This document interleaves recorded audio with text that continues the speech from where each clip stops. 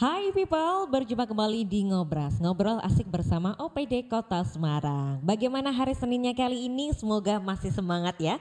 Karena sekarang kita akan membahas tentang sebuah topik tentang pembangunan berkelanjutan di Kota Semarang. Ini masih awal-awal tahun ya, jadi pasti perencanaan, persiapan ini lagi digodok matang biar nantinya bisa segera dilaksanakan. Dan untuk membahasnya kita sudah menghadirkan narasumber yang luar biasa hari ini dari bidang perencanaan infrastruktur dan pengembangan wilayah Badan Perencanaan Pembangunan Kota Semarang, yaitu Ibu Arwita Mawarti STMT.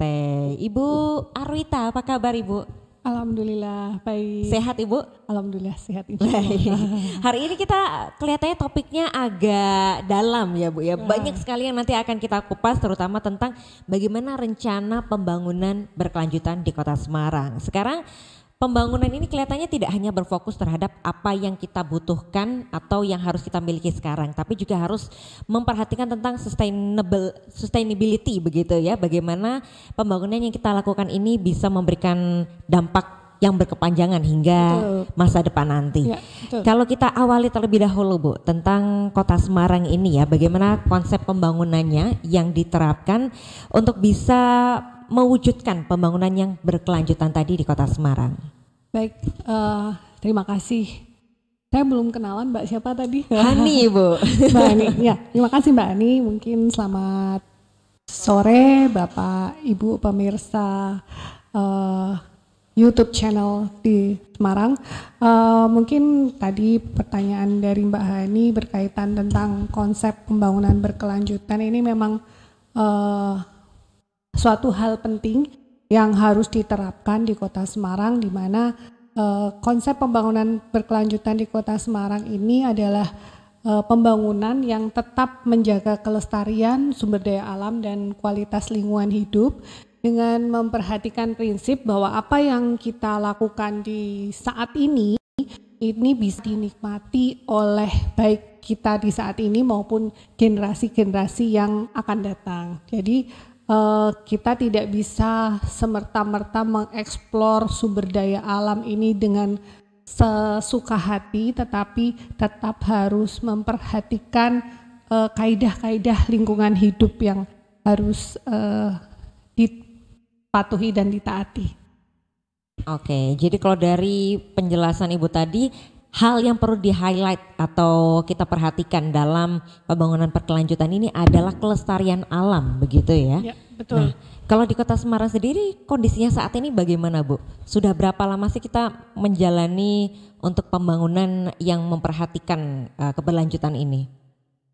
Kalau dari awal kita selalu komit ya terhadap pembangunan berkelanjutan. Jadi di dalam setiap tahapan perencanaan pembangunan ini kita tidak pernah melepaskan kaidah-kaidah lingkungan hidup, di mana setiap misalkan kita di dalam menyusun dokumen perencanaan pembangunan seperti baik itu RPJMD maupun RPJPD, kita harus menyusun suatu kajian lingkungan hidup karena itu menjadi fundamentalnya, jadi sebagai dasarnya. Jadi kita tidak bisa lepas begitu saja.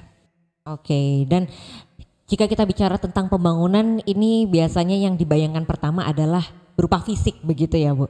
Lalu kemudian apa saja sih infrastruktur berupa fisik yang sudah dimiliki atau mungkin sedang direncanakan oleh Kota Semarang ini untuk nantinya dihadirkan dalam rangka mendukung pembangunan berkelanjutan tadi? Tentunya banyak ya, tidak untuk pembangunan infrastruktur yang berkelanjutan itu untuk di saat ini untuk di Kota Semarang itu banyak.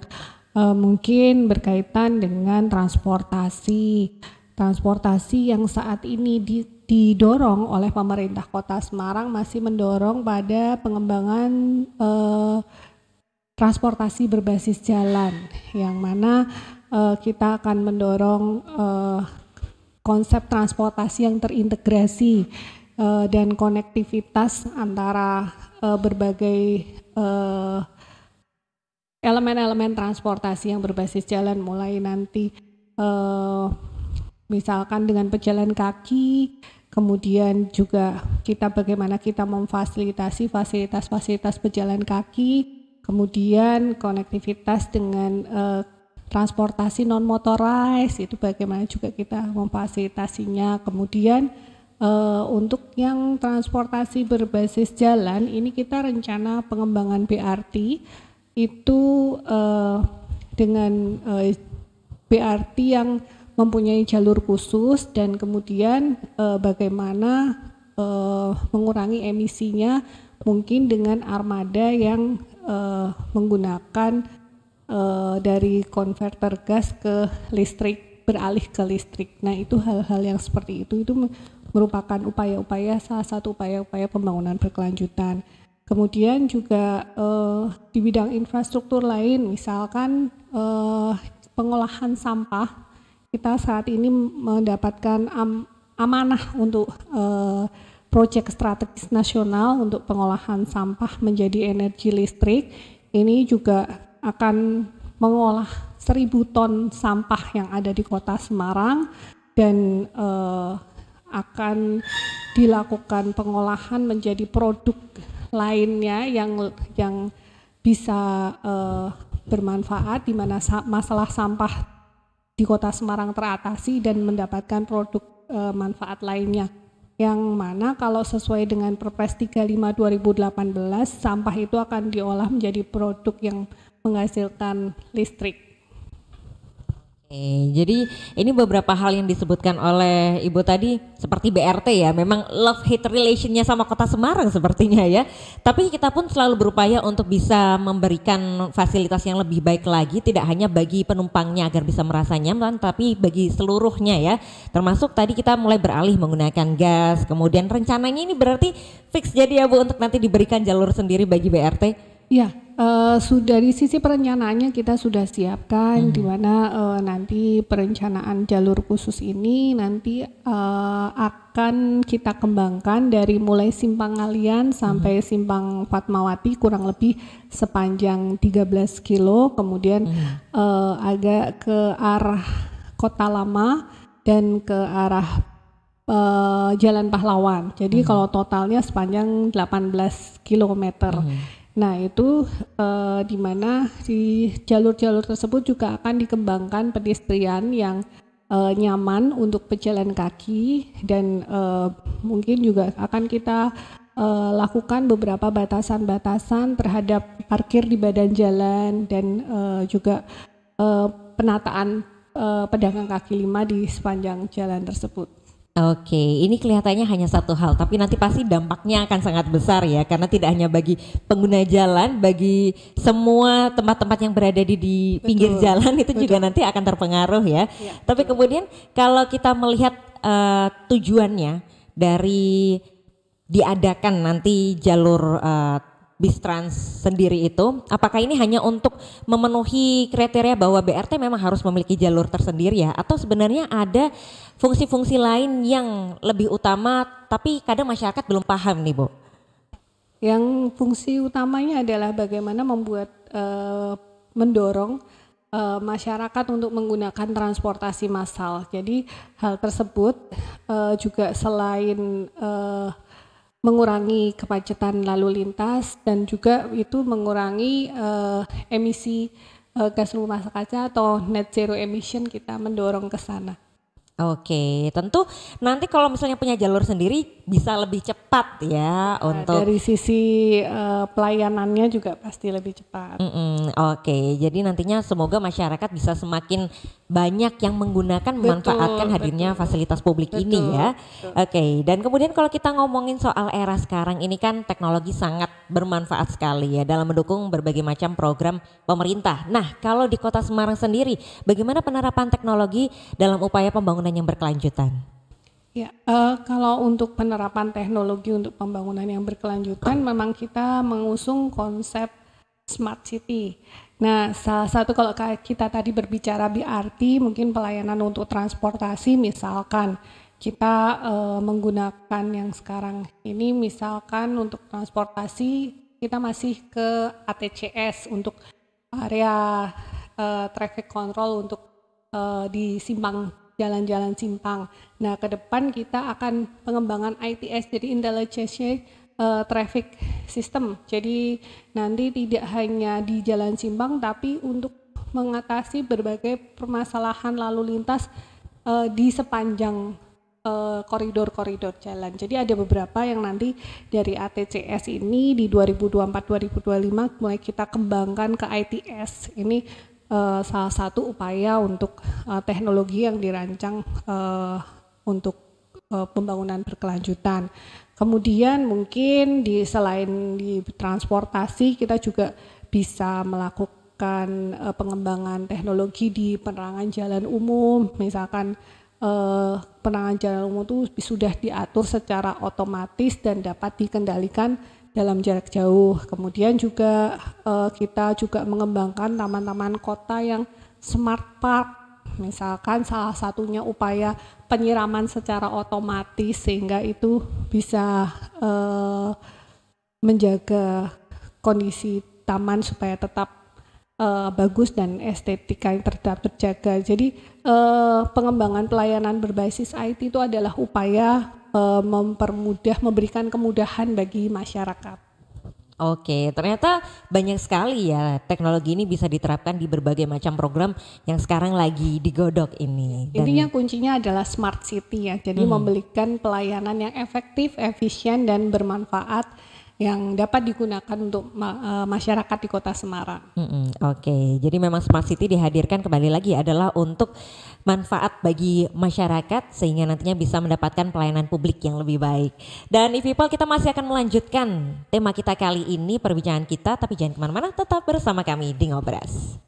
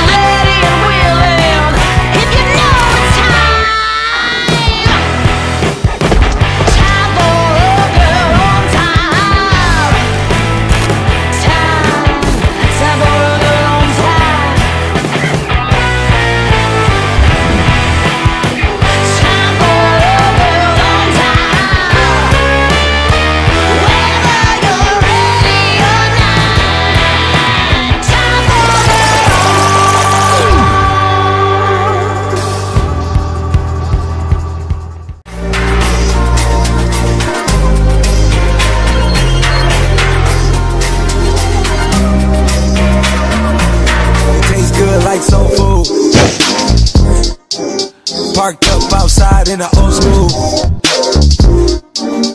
The new me back with the OU. The dog always find his way back home, and it's so true. Later on, fall through and pop one. You know the motto, smoke something, drink something, pop one. Got your hand on my Glock while your ass ride shotgun. High stakes, risk it every day. I know fucking ugly niggas just not fun. Had to zero out the fade cause I'm not one.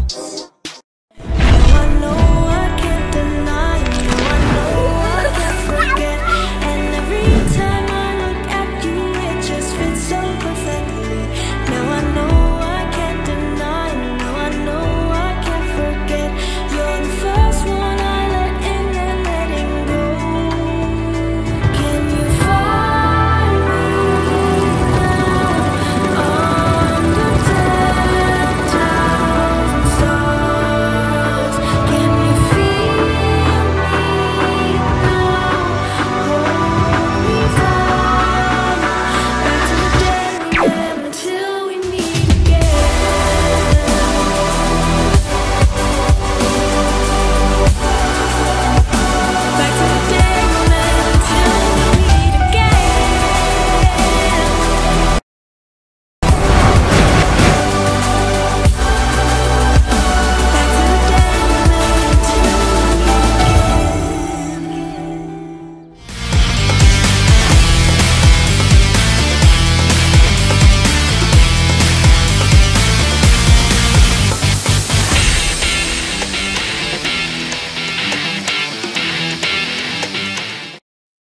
Masih di Ngobras dengan tema kita pembangunan berkelanjutan di Kota Semarang. Masih bersama Bu Arwita juga.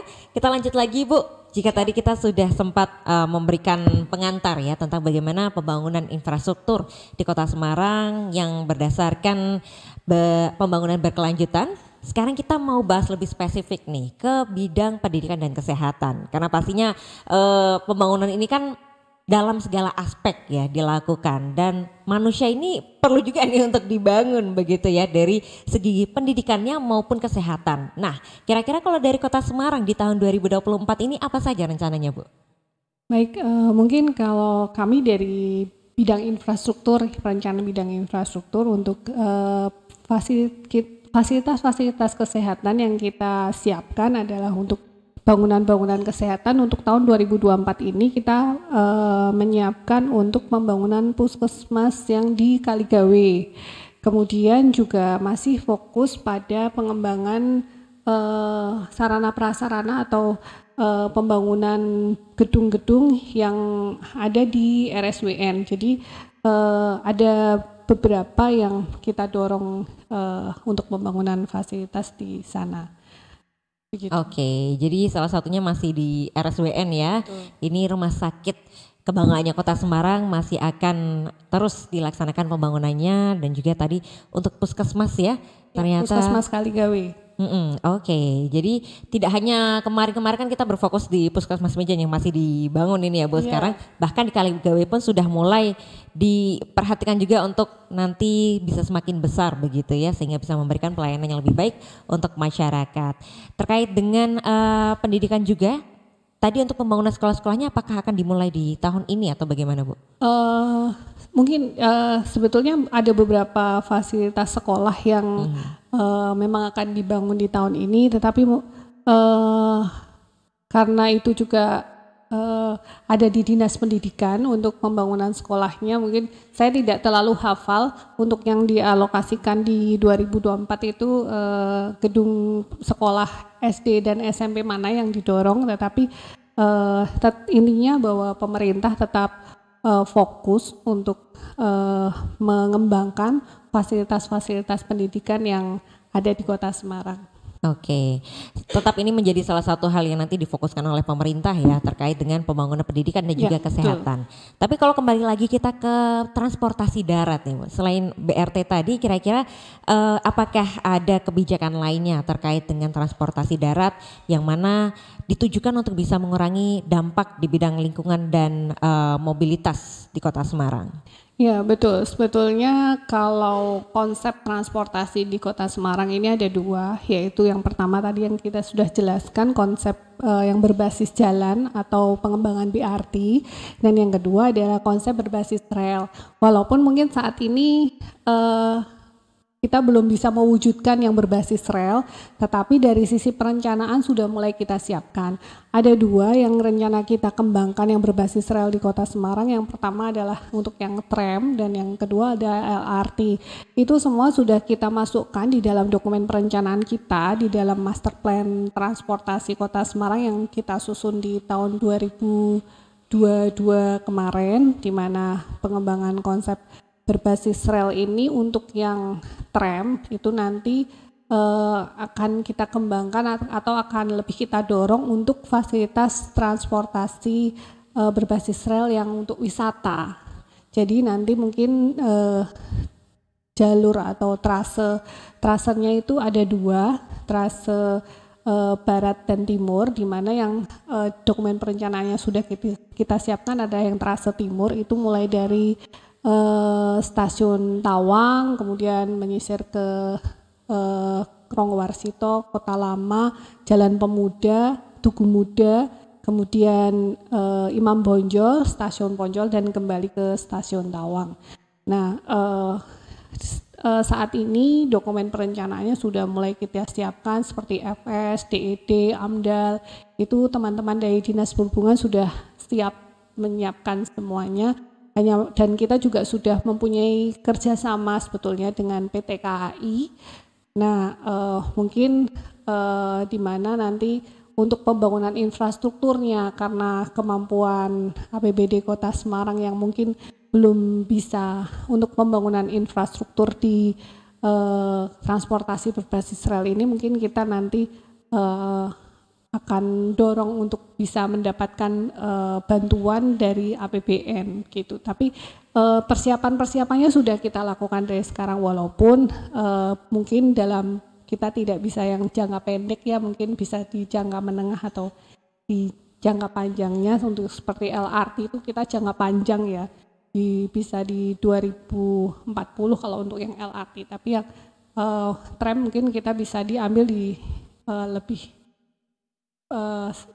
lebih singkat lagi. Dan tapi semua dokumen perencanaannya karena ini menjadi nantinya harus kita kembangkan, sudah kita dorong dari sekarang untuk perencanaannya. Oke, baik. Jadi ini memang kembali lagi masyarakat perlu tahu bahwa ketika ada suatu rencana ini tidak semata-mata langsung bisa diwujudkan begitu ya. Ada banyak sekali perencanaan di belakangnya melalui dokumen-dokumen yang harus disiapkan, dan bukan berarti belum ada itu tidak akan ada ya, tapi ini sedang dalam rencana begitu. Karena sepertinya rencana LRT pun sudah sempat kita dengar beberapa saat lalu, tapi memang masih dalam proses, dan semoga nanti prosesnya bisa lancar Ibu sehingga bisa terwujudkan di tahun yang akan datang ya.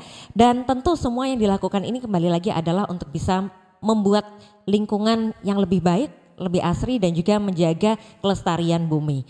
Dan salah satu yang sekarang menjadi musuh kita ini adalah perubahan iklim. Nah, dengan berbagai macam program yang dihadirkan tadi, perubahan iklim menjadi satu hal yang berusaha kita tangani bersama. Tapi kemudian bagaimana upaya yang dilakukan oleh Kota Semarang itu sendiri, Bu? Ya, mungkin untuk berkaitan perubahan iklim, yang pertama, pemerintah Kota Semarang ini sudah menyusun satu dokumen rencana aksi daerah terkait perubahan iklim. Adapun pendetailannya rencana aksi tersebut telah didetailkan hingga ke level kelurahan. Jadi sebetulnya rencana aksi daerah ini sudah kita susun sampai ke setiap detailnya di level kelurahan. Kemudian kemarin beberapa waktu yang lalu di tahun 2022 kita mendapatkan bantuan juga dari Bappenas dan CIK untuk melakukan kajian terhadap perubahan iklim juga, di mana hal-hal yang perlu kita lakukan adalah memasukkan setiap tahapan-tahapan perubahan iklim itu ke dalam dokumen perencanaan. Dan sebetulnya hal tersebut sudah kita mulai sejak RPJMD yang 2016-2021 itu sudah kita masukkan apa yang namanya kegiatan-kegiatan atau program-program yang berkaitan dengan perubahan iklim, dan di 2021-2026 sudah tentu juga kita masukkan hal-hal tersebut, dan kita sudah mendapatkan pendampingan atau evaluasi dari Bappenas untuk dokumen perencanaan kita, apakah sudah istilahnya apa ya, sudah mengacu kepada perubahan iklim, dan itu sudah kita lakukan. Oke, bahkan perencanaannya hingga ke tingkat kelurahan ya. Jadi apa saja program-programnya, langkah-langkah yang nanti akan diambil sudah direncanakan sedemikian rupa, dan Bappenas pun istilahnya udah approve begitu ya Bu ya. Untuk kriteria yang dibutuhkan sudah terpenuhi. Ya, dan beberapa hal yang sudah kita dorong seperti tadi untuk transportasi, kemudian juga kita memanfaatkan energi terbarukan seperti solar panel yang di Balai Kota ini juga sudah kita bangun yang di atas gedung parkir di Balai Kota. Nah, nanti ke depan kita mungkin mau mengembangkan di beberapa gedung di gedung-gedung pemerintah ini untuk menggunakan solar panel. Itu salah satu upaya-upaya yang ada yang kita lakukan. Oke, keren banget ya nanti kalau misal semua gedung punya Pemkot Semarang sudah ada solar panelnya, pasti ini sangat bermanfaat untuk mengurangi penggunaan energi listrik begitu ya, yang mana bisa kita hasilkan sendiri melalui solar panel itu. Dan kita masih akan membahas lebih banyak bersama Ibu Arwita, jadi jangan kemana-mana. Untuk People tetap bersama kami di Ngobras.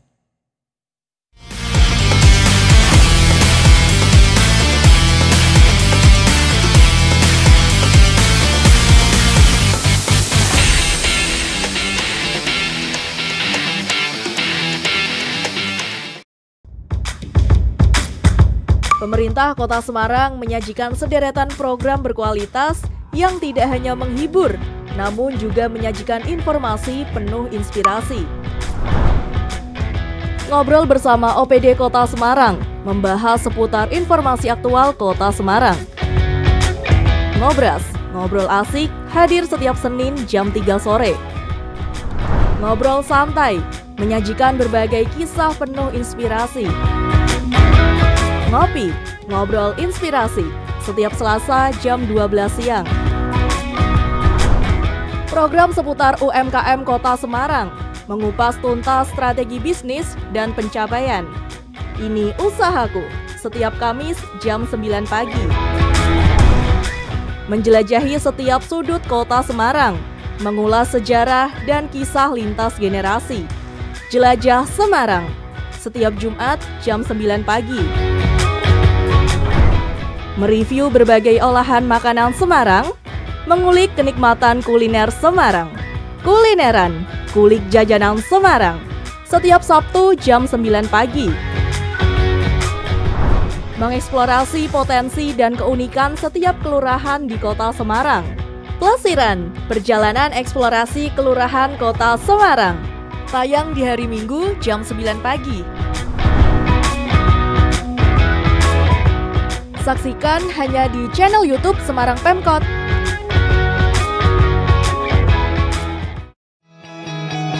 Everything seems like a city of dreams. I'll never know why, but I still miss you.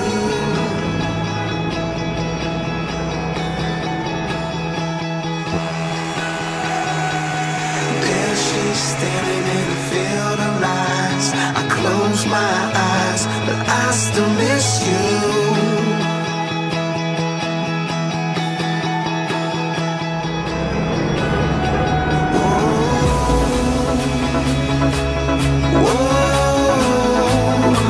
I still miss you.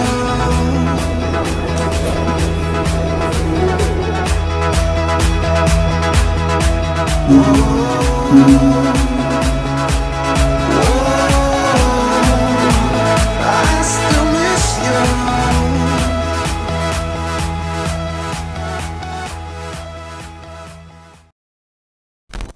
Hello world, wake me up to another good morning, time to go.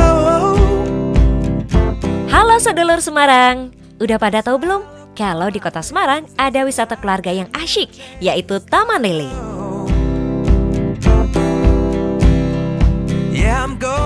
Harga tiketnya mulai dari Rp6.500 untuk hari biasa dan Rp8.000 untuk hari Minggu dan tanggal merah. Di sini tersedia berbagai fasilitas seperti jogging track, panggung untuk pertunjukan kesenian, dan kolam renang dengan tiket seharga Rp7.500 aja. Penginapan dengan 10 kamar ini harganya mulai Rp200.000 aja. Wisata Taman Lele memang cocok banget jadi tempat untuk menghabiskan waktu bersama keluarga. Siapkan jadwal sekarang untuk berlibur ke Taman Lele, Kota Semarang.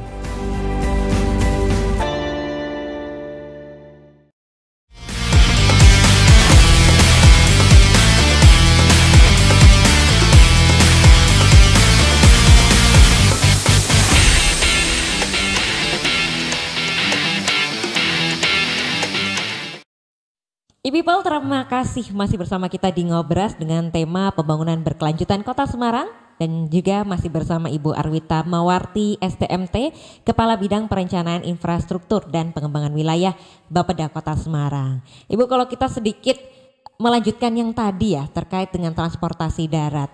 Nah, ini kalau kita lihat kebutuhan Kota Semarang akan transportasi publik terutama BRT ya masih sangat besar begitu. Apakah nanti akan ada rencana untuk penambahan armada dan juga kaitannya dengan penggunaan listrik ya, kendaraan listrik ini apakah nanti sudah ada rencananya? Ya, baik. Tadi mungkin saya sedikit cerita untuk yang pengembangan BRT jalur khusus ini kebetulan kita akan mendapatkan terusan hibah. Jadi yang akan melakukan bukan terusan hibah, terusan loan. Jadi yang akan mengadakan loan itu adalah pemerintah pusat, dalam hal ini Kementerian Perhubungan. ini akan nantinya untuk lokasinya adalah di Kota Semarang dengan konsep yang BRT jalur khusus. Itu kita akan direncanakan kebutuhan armadanya dengan armada listrik itu sebanyak 600 unit. Nah, nantinya kita kemungkinan akan mendapatkan bantuan dari loan tersebut kurang lebih 50% dari kebutuhan armada, jadi sekitar kurang lebihnya 300 unit. Nah, ini dalam bentuk bis listrik, sehingga ini untuk konsep mengurangi emisi yang ada di Kota Semarang. Dan tentunya juga kalau tadi Mbak Ani menanyakan kemungkinan penggunaan armada listrik, mungkin ke depan juga Ibu Wali Kota juga mendorong untuk penggunaan kendaraan listrik bagi pegawai untuk pemerintah atau mobil di pemerintah Kota Semarang. Oke, jadi nanti untuk BRT sendiri insya Allah begitu ya, kita bisa mendapatkan bantuan 300-an armada sehingga nantinya kebutuhan Kota Semarang ini bisa semakin tercukupi. Betul. Dan selain itu pun penggunaan kendaraan listrik juga didorong oleh Ibu Wali Kota kita, dimulai dari penggunaan di dalam pemerintah Kota Semarang. Betul, itu sendiri ya. Baik, semoga nantinya pun masyarakat juga turut mendukung gerakan ini ya. Kemudian Kota Semarang dengan segala upayanya bahkan sudah mendapatkan apresiasi dari berbagai pihak. Salah satunya dari Universitas Indonesia, yang mana Kota Semarang berhasil mendapatkan penghargaan kota paling berkelanjutan di bidang tata ruang dan infrastruktur. Betul, nah, ini sebenarnya penghargaan apa dan kenapa Kota Semarang bisa mendapatkannya, Bu? Ya, sebetulnya untuk penghargaan ini adalah penghargaan untuk kota-kota yang berkomitmen terhadap kriteria keberlanjutan untuk lingkungan hidup. Jadi ini diadakan oleh Universitas Indonesia untuk kota-kota yang ada di Indonesia, dan kebetulan Kota Semarang ini mendapatkan penghargaan kota paling berkelanjutan di bidang tata ruang dan lingkungan hidup. Dan infrastruktur. Jadi ini udah kedua kalinya. Yang pertama itu tahun 2022 dan yang kedua di tahun 2023. Dan ini nanti mungkin 2024 akan ada lagi, dan kita tetap berkomitmen untuk ikut di dalam kompetisi ini.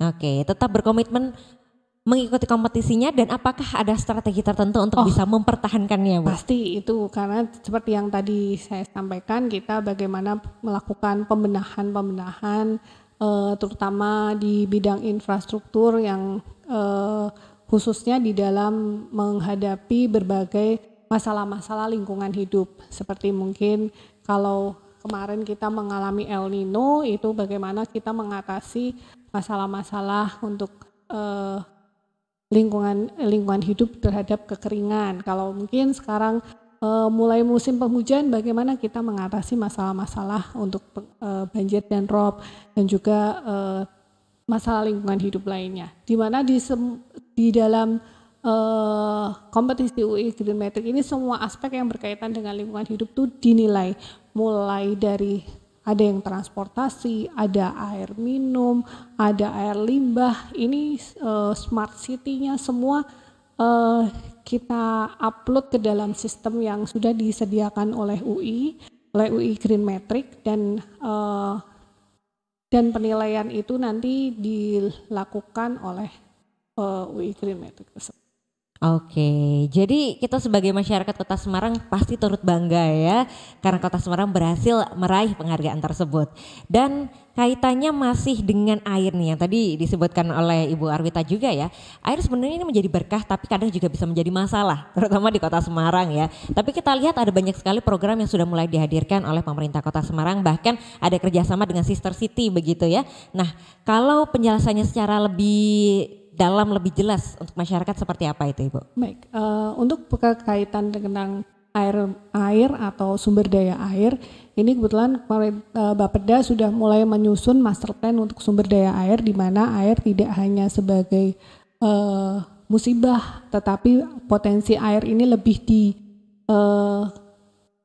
lagi, di mana untuk konservasinya, untuk ketersediaannya ini semua nanti sudah kita siapkan di dalam dokumen tersebut. Kemudian berkaitan dengan air, potensi air, kita juga sebetulnya mengembangkan potensi air yang untuk air minum. Ini beberapa kegiatan yang berkaitan dengan SPAM ini sudah kita lakukan, mulai dari SPAM Semarang Barat dengan konsep KPBU atau Public Private Partnership. Ini kebetulan juga kita mendapatkan penghargaan dari Bapak Presiden sebagai penghargaan khusus inovasi untuk PPP, dan ini kita yang pertama bisa menyelesaikan SPAM Semarang Barat dalam waktu yang tidak terlalu lama. Jadi kita sejak konsep SPAM Semarang Barat ini kita bisa menyelesaikan kurang lebih 1 tahun, itu sudah mulai dari persiapan, kemudian proses tender atau pelaksanaan ini sampai dengan ke financial close itu kurang lebih 1 tahun lebih sedikit. Dan kita kemungkinan insya Allah besok sore akan SPAM Semarang Barat ini akan diresmikan oleh Bapak Presiden RI. Jadi jadi untuk SPAM Semarang Baratnya udah siap untuk bisa dikonsumsi oleh masyarakat. Jadi nanti masyarakat di wilayah Kecamatan Semarang Barat, di wilayah Kecamatan Tugu dan Ngalian untuk masalah air minumnya sudah tidak lagi menjadi satu hal yang kekurangan air. Jadi insya Allah ketercukupan airnya sudah bisa dilayani dengan baik oleh pemerintah Kota Semarang. Oke, ini tentu satu kabar yang sangat baik ya, karena di SPAM Semarang Barat sudah siap sebentar lagi untuk outputnya ini bisa dinikmati oleh masyarakat. Betul. Begitu ya.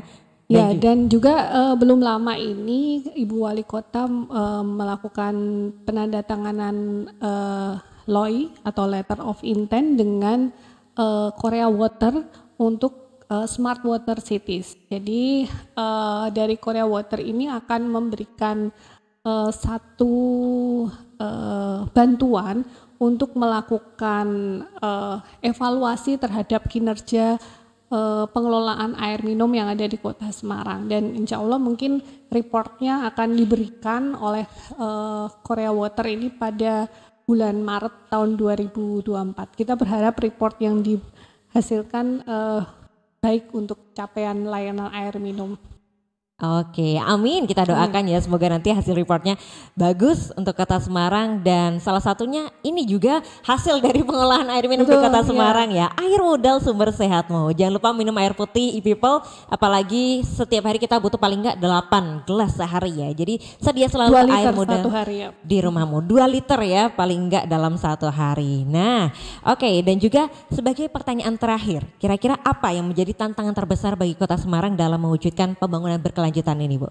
Ya, saat ini mungkin tantangan terbesar adalah bagaimana di dalam proses pembangunan berkelanjutan ini pemerintah Kota Semarang perlu merangsang masyarakat untuk berpartisipasi di dalam setiap tahapan pembangunan. Sebagai contohnya memberikan kesempatan kepada masyarakat untuk mengikuti setiap mungkin memberikan masukan, memberikan input untuk setiap tahapannya. Ini kami berharap masyarakat bisa terlibat secara aktif. Kemudian mendorong sinergi antara pemerintah daerah dan juga pemerintah pusat untuk bisa berkolaborasi di dalam setiap tahap pembangunan berkelanjutan. Oke, jadi pada intinya adalah butuh dukungan dan banyak juga peran dari banyak pihak ya, tidak hanya masyarakat, pemerintah daerah maupun pemerintah pusat, tapi semoga semuanya pun turut mendukung segala rencana ini ya, Bu. Baik, terima kasih banyak Ibu Arwita Terima kasih. sudah memberikan penjelasan untuk kita hari ini. Ini baru sekelumit kecil begitu ya dari sekian banyak kaitannya pembangunan berkelanjutan di Kota Semarang. Pasti butuh banyak sekali diskusi, penjelasan-penjelasan lebih lanjut. Tapi semoga dengan apa yang kita bahas hari ini bisa menambah insight bagi e-people semuanya. Makanya jangan lupa untuk tonton selalu Ngobras yang hadir setiap hari Senin jam 3 sore di YouTube channel Semarang Pemkot. Dan juga jangan lupa di subscribe karena kita punya banyak program lainnya. Jadi biar e-people kayak ketinggalan informasi terkini tentang Kota Semarang. Dan saya Hani Normalita beserta dengan seluruh kerabat kerja yang bertugas pamit undur diri. Bersama Ibu Arwita juga terima kasih. Sampai jumpa di episode selanjutnya. Dadah.